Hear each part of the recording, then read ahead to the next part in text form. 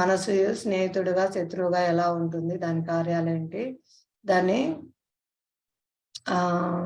అది మనకు స్నేహితుడైతే ఉత్తమ మిత్రుడైతుంది. లేదంటే అది శత్రువుగా మారి మనల్ని బాధిస్తుంది. ఇది అని మనం ఇక్కడ తెలుసుకున్నాము. అష్టాంగ యోగ యొక్క ప్రాథమిక పద్ధతులు, కూర్చునే విధానము చెప్పారు కదా! ఆ కూర్చునే విధానం నేర్చుకోవడానికే 8 సంవత్సరాలు పడుతుందంట. మనసుని, ఇంద్రియాలను నిగ్రహించి ఏకాంతంగా అలా కూర్చొని ఎలా ధ్యానం చేయాలనేది మనకు తెలుసుకున్నాము ఈ శ్లోకాల్లో.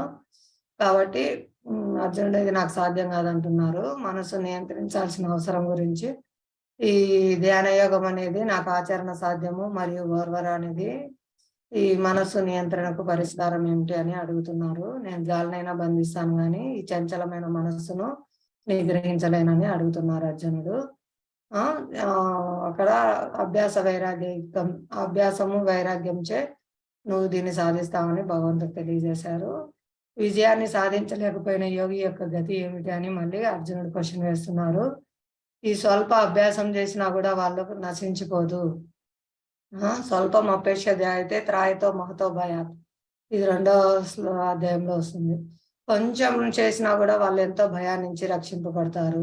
ఈ భక్తి యోగం అటువంటిది అనమాట. శాశ్వతంగా వాళ్ళతోనే ఉంటుంది. వాళ్ళు పుణ్యలోకంలో సుఖాలు అనుభవించి పిదప పవిత్రుల కుటుంబంలో కానీ లేదా శ్రీమంతుల కుటుంబంలో కానీ జన్మించును.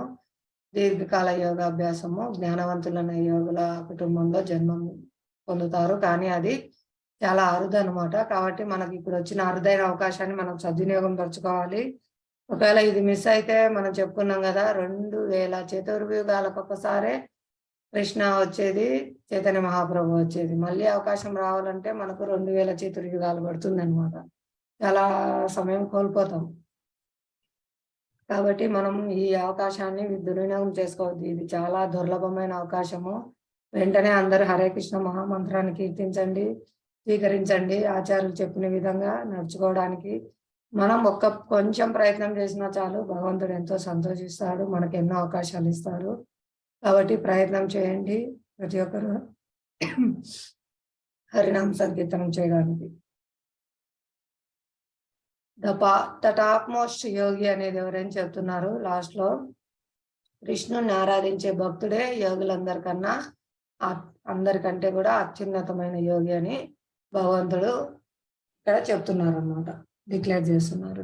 ద టాప్ మోస్ట్ యోగి ఎవరనేది కేవలం భక్తుడు మాత్రమే. తనని ఎవరైతే సర్వకాల సర్వావస్థల యందు స్మరించుకుంటూ సేవ చేస్తూ ఉంటారో వారు.